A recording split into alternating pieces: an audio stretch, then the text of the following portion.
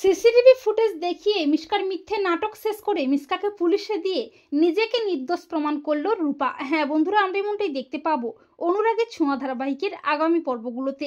মিশকা নিজে কুমারকে খুন করে রূপাকে ফাঁসিয়ে দেয়, রূপা ভয়ে পালিয়ে যায় আর পুলিশ রূপার দিকে মিথ্যে খুনের অভিযোগ তোলে। পুলিশ রূপাকে হন্যে হয়ে খুঁজতে থাকে।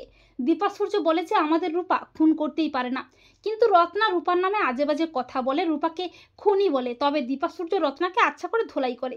এরপর দীপা বলে আমার মেয়েকে আমি খুঁজে বের করব, আর আমার রূপা যে কুমারকে খুন করেনি সেটাও আমি প্রমাণ করব। অপরদিকে সাক্ষ্যদীপকে ফোন করার চেষ্টা করে রূপা, কিন্তু রূপাকে সবাই চিনে ফেলে, তাই রূপা মুখটা ঢেকে রাখে। রূপা বলে আমি কি করে নিজেকে নির্দোষ প্রমাণ করব। তবে রূপা বেশ বুঝতে পারে তাকে কেউ ইচ্ছে করে ফাঁসিয়েছে, ওখানে আরও একজন ছিল যে কুমারকে খুনটা করেছে। রূপা বলে মিশকা নয় তো, মিশকাই হয়তো বৃদ্ধার ছদ্মবেশে গিয়েছিল। রূপা বলে আমাকে মিশকার কাছে যেতেই হবে। এই বলে রূপা হসপিটালে যায় মিশকার কেবিনে। রূপাকে দেখে চমকে যায় মিশকা। রূপা বলে মিশকা তুমি কুমারকে খুন করে আমাকে ফাঁসিয়েছো তাই না, তবে তোমাকে আমি ছাড়বো না। মিশকা মিথ্যে নাটক করে মিশকার চিৎকারে ডক্টর নার্স চলে আসে। তখন রূপা পালিয়ে যায়। রূপা বলে যেভাবেই হোক ওই মিশকার নাটক শেষ করে প্রমাণ সহ ওকে পুলিশে দিতেই হবে। এরপর রূপা নিজে থেকেই ফিরে আসে, পুলিশের কাছে ধরা দেয়। দীপা বলে রূপা মা তুই কোথায় চলে গেছিলি মা, আমি জানি তুই কুমারকে খুন করিসনি।